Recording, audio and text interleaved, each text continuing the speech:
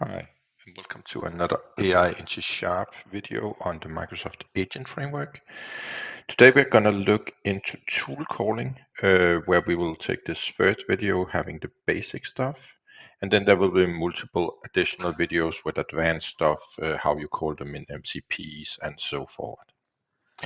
But before we jump into code, just a little information about how the flow of a tool call works with an AI. And you will, of course, make an app that uses AI. And inside that app, you will define a tool. For example, get current time, because an AI by itself don't know what the time is because it's just a static model. And then you might have a user that says, what time is it? And normally in an AI call, you would just pass that message along. What time is it? But if you did that, it will of course come back and say, I don't know the time. So instead, you need to do your request in giving the user's question and then giving a definition of available tools. In our case, only one tool. And this is given in a JSON schema format that we luckily don't need to write ourselves. The agent framework will take care of that. So the LLM suddenly gets here's a question, and here's some available tools that you can use if you wish to. Because if the user have just said hello, there's no need to call this tool. But if the user, as it did here, says what time is it, then it makes sense to call this tool. And right now we have only one tool, but you could have multiple tools if need be. But in this case, the LLM figures out, hey, in order to answer this question from the user, I can't do that right now. I actually need to tell back to the app that it should call the get current time. That is what is called a tool call.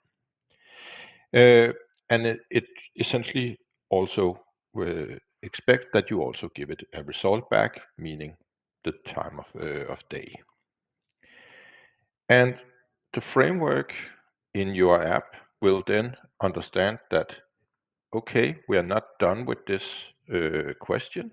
We actually need to call this C# code in our case with the get current time. And in this case, there's no parameters or anything, but if there had been parameters, this would also have been part of it here. So we get the current time, but we can't just give that back to the user because we don't know what the question or how to phrase the question. It could have been that the user had said, what is the current time and why is the sky blue? And we needed to answer both of them back. So it wouldn't be possible to just take this and return to the user. So what we do is we send, again, what time is it? Meaning our entire thread conversation, what available tools there are, because it might be that we need to call another tool once we have called the first tool. And then the result of the tool, meaning 1 minute past 6 p.m. And once LLM have that, it can now answer the original question. And it comes back and say the current time is 1801. And we get that back and we can just return it to the user, because here we started the run async, and here it actually ends. The calls here between are handled by the framework going back and forward without us needing to do anything. We don't need to write some code. And let's see that code, because this is all there is to it. Of course, this is just an informational tool that gets some information and used it, but it can also be an actionable tool that created an order in an ERP system, or it called an endpoint in some tool or something. We will see that more in the advanced videos and so on. But let's jump into some code. So I have under features in the samples, I have a basic tool calling thing here. And what we have is our program, where we just set up the agent as normal, but now we add some tools. And in my case, I have two tools. I have get current time and date and get current time zone. And these are just over in this class here, where there are just some static methods. In my case, get current time and date. And just for the demo purposes, I have put in that it should come back and say if it should be local or UTC, so the AI can use that and learn how to, that it needs to provide either one or the other. And that will also be part of the definition schema on how to call these tools.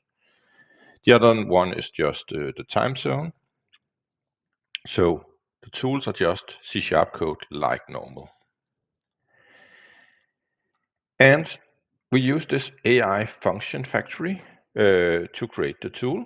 So we just make a delegate of the tool and we can give it a name. Let's call it get date and time, so it's even easier. And it likes this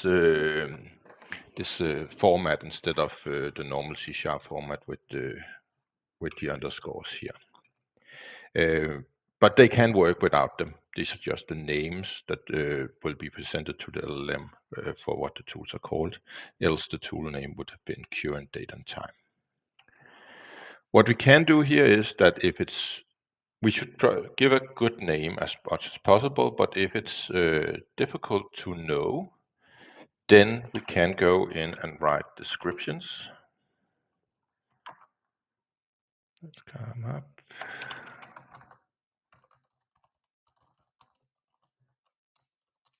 So there is a system component description here, where we can tell the LLM what it actually is if it's unclear. My recommendation is don't use them until you feel that there is some problems calling certain tools, and then you will add it in. Because everything you put in here, of course, costs tokens, because the token count will be higher because every time we ask a question, we also need to send the entire definition of what tools you have.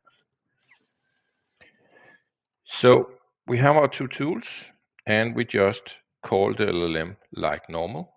Nothing special here, but we just made it available. So if we run this, let's see. We get a normal chat, we can say hello. And it will just come back with that. And if we say, what is today's date?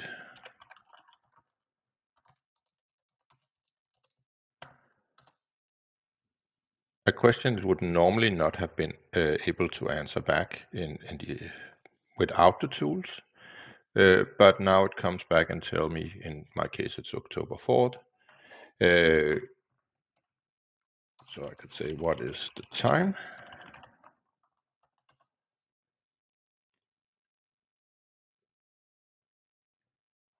I said, what is time? That is not the time. Yeah, so now it comes back, it's 10:20.